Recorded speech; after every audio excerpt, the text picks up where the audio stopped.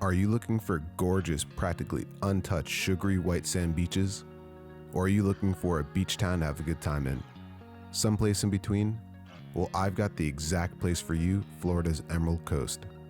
The Emerald Coast is an unofficial name for the coastal area in Florida on the Gulf of Mexico that stretches about 100 miles from Perdido Key in the west all the way down to Port St. Joe in the east.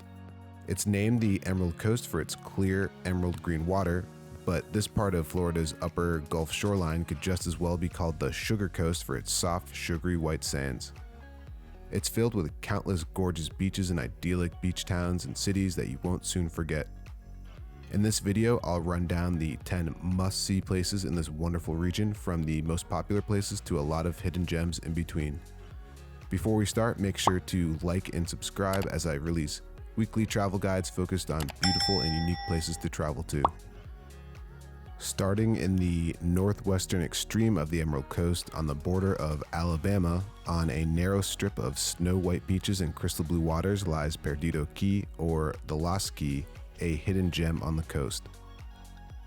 Perdido Key is a barrier island bookmarked by rolling white sand dunes and stunning views of the calm Gulf waters on its southern border, and it seamlessly combines natural beauty, coastal living, and southern charm. This beach is a lot more calm than its peers and is a great place to relax and take the family. The island itself is almost 60% located within federal or state parks, so it makes it one of the more natural and untouched places on the coast. Overall, I rate Perdido Key an 8 out of 10. It's a really nice beach with beautiful sand, but the watercolor wasn't as impressive as I was hoping for. Could have just been the day I went there though. Next up, about a 40-minute drive from Perdido Key, is not only one of the most famous beaches in Florida, but in the country as well, with its iconic beach ball-shaped water tower, Pensacola Beach. It's a world-famous beach for its robust, sugar white sand beaches and emerald green waters that stretch into the distance.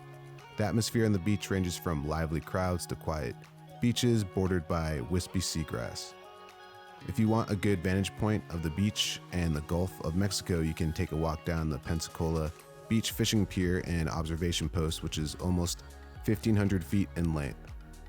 Pensacola Beach is definitely a good option for a home base since it's a great beach in town, and there are many quiet beaches that are easily day trippable, such as Perdido Key that I just mentioned, and a few others that I'll mention shortly. The town of Pensacola Beach is pretty lively as well and has bars, restaurants, shops, and everything you could want in a beach town. However, the hotels are a bit expensive if you want to be on the beach, and that will run you about $300 per night minimum. Cheaper hotels are more inland and closer to the towns of Gulf Breeze and Pensacola. Pensacola is great for families, individuals, couples, old people, young people, you name it. Whoever you are, you'll enjoy this beach and town greatly. Overall, I give Pensacola Beach a 9.7 out of 10 based on the combination of sheer beauty, lively atmosphere, and day trippable access to many beaches. Next up, 20 minutes along the scenic Highway 399 is another hidden gem of the Emerald Coast, or should I say hidden Opal Beach. Located right in the Gulf Islands National Seashore that protects historical heritage and ever-changing features of the Gulf Coast salt marshes, marine woodlands, sparkling white beaches, and coastal waters. The seashore includes several islands and portions of the mainland. Compared to the nearby more famous beaches, this beach is just as beautiful, but way less crowded, and you can really enjoy your beach time.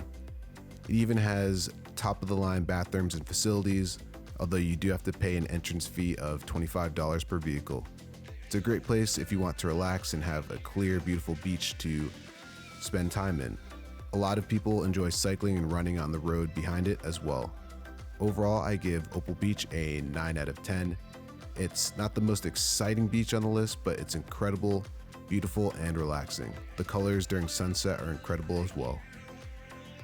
Drive another 10 minutes down the road and you'll get to the next beach, Navarre Beach. This is a largely undiscovered beach town where you can linger on pristine beaches without crowds, go on picnics, and stroll along its massive pier while spotting a dolphin or two. There's no place better. It's another good place to have as your home base in the western portion of the Emerald Coast, although there's less atmosphere and it's more calm than Pensacola. Similarly to Pensacola, you can day trip to many beaches nearby if you'd like. Overall, I give Navarre a 9.25 out of 10, given its beautiful beaches and calm atmosphere, but it still has a town where you can find what you'd want from a beach town. It's also cheaper than Pensacola, and you could find a good hotel room for about $150 per night. About 30 minutes east sits another major highlight and an incredibly famous and popular area at the heart of the Emerald Coast, Destin. This is perhaps the most popular destination on the Emerald Coast, and it perhaps has the most to do, from long stretches of white sand that match up with any other in Florida to a great atmosphere on the boardwalk, which is filled with bars, restaurants, shopping, and more. Destin is a great place to stay if you want to have some or a lot of fun and still be able to have access to the great beaches nearby, like those in Fort Walton, Henderson Beach, or others close by that we'll get to in a little bit. There are even some beaches within town, like the Destin Public Beach, that you should check out. Also, make sure to catch the sunset here with a nice drink to kick off the night. I would say Destin is definitely still family friendly, but it's certainly not quiet in the center of the city, although you can of course stay at the hotels on the outskirts and travel to the other quieter beaches. I say come to Destin if you're looking to have a fun time and get some relaxation at the beach. Destin is a great home base for that. The hotel prices are pretty reasonable too, and overall I rank Destin a 9.7 out of 10. It's a great combination of fun and beautiful beaches, and it has a really active and party type of atmosphere and serves as a great home base. Moving further down the coast, things start to get a little bit more chill. 15 minutes eastward from Destin lies the incredible Miramar Beach. This is a beautiful coastal town known for, surprise, its sugary white sand beaches and clear turquoise waters. This town is quiet and relaxed and just where you'd want to go if you're looking to relax or have a quiet place to go to the beach and soak up the sun. Also, most of the beachfront entries are private, either by hotels or residential areas, but there's at least one entry to the public part of the beach at Pompano Joe's restaurant. So since there is a larger barrier to entry for the beach, it draws less crowds to this stunning place. I recommend you stay here if you want a more relaxing experience that's still pretty central to a lot of other beaches. You probably want to stay at this beach though, because it's gorgeous. Expect to pay about $200 minimum per night for beachfront accommodation and book soon because they fill up quickly. Overall, I rate Miramar Beach a 9.25 out of 10 for being stunning and a bit more private and relaxed. The next beach town is one of my personal favorites and is best known as the location for my favorite Jim Carrey film, The Truman Show. It's Seaside Beach. It's a gorgeous and peaceful, yet somewhat lively, beautiful town filled with vibrant white houses and buildings with a bit of a southern flair mixed with a coastal charm. The town has a bohemian and artsy feel to it, filled with cute shops, restaurants, boutiques, parks, and feels like it coexists perfectly with the dense forest that surrounds and fills it. On top of that, like its coastal peers, features the beautiful white sand and great water. I think this would be a great place and a great getaway on the coast to stay at a cute little beach town with friends, family, or partner, or just yourself. Either way, this town is just for you.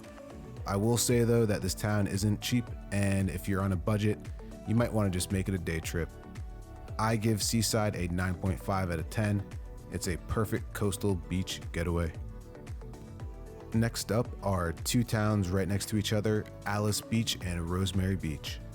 I think these two are a package deal since the beach is pretty much the same, but I have to say Rosemary stands out as an incredible town. I originally wasn't going to stop here, but driving through I was taken aback by all the activity and how beautiful it was. It felt almost European in its architecture and its cute main, beautiful brick streets filled with boutiques, cafes, and restaurants that lead to the beautiful beach. Alys Beach seemed a lot more quiet, which may be good if you want a little bit more peace. I personally preferred Rosemary Beach, and it's another cute beach town that's more under the radar than its much more famous peers. I think it's another great place for a group of people, an individual, couple, family, anyone. but I have to say it's another place with a somewhat higher price tag, and you may want to make this a day trip as well if you're on a budget. I give this area a 9.6 out of 10. It's beautiful and vibrant and has a really nice beach. What else do you need? Next up is perhaps the most famous or infamous beach on the Emerald Coast, the Spring Break Haven, featuring 27 miles of white sand along the beautiful turquoise water, Panama City Beach. It might have been the time of day I went there or the fact that this beach was less windy, but I think Panama City Beach is probably the most beautiful beach that I saw in the whole coast, and I was deeply impressed with the watercolor. I was surprised at how massive everything was, from the buildings that almost reached the maximum legally allowed height of my drone to the large and wide and expansive, blindingly white sand beach. I was there at the beginning of spring break, so my experience was a bit skewed, but from the moment I set foot in town, there was an unmistakable atmosphere of joy and happiness in the air.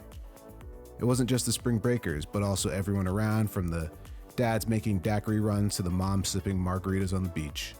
It seems like a place that is good if you want to have a lot of fun at the beach.